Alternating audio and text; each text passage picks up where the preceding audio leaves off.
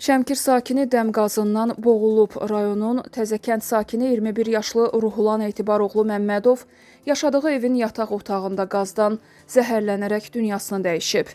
Onun evdə quraşdırılmış qazla işləyən və ceyran peçi adlanan sobanın borusundan çıxan dəm qazından zəhərləndiyi bildirilib. Faktla bağlı Şəmkir rayon prokurorluğunda araşdırma aparılır.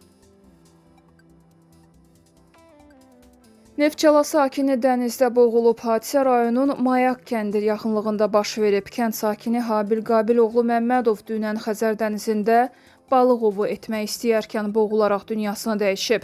Faktla bağlı Neftçala rayon prokurorluğunda araşdırma aparılır. Yeni il günü turşudan zəhərlənən 53 yaşlı Elşən Şöyübov 22 gün sonra müalicə aldığı xəstəxanada dünyasını dəyişib. Hadisə Qazax rayonunun Qaymaqlı kəndində baş verib. Belə ki, Şöyübovlar ailəsi bayram günü yedikləri pomidor turşusundan zəhərləniblər. Ailənin 2 övladı müalicə alaraq sağalıb. Elşən Şöyübovun vəziyyəti ağır olduğuna görə Bakıya gətirilib və kliniki tibbi mərkəzə yerləşdirilib.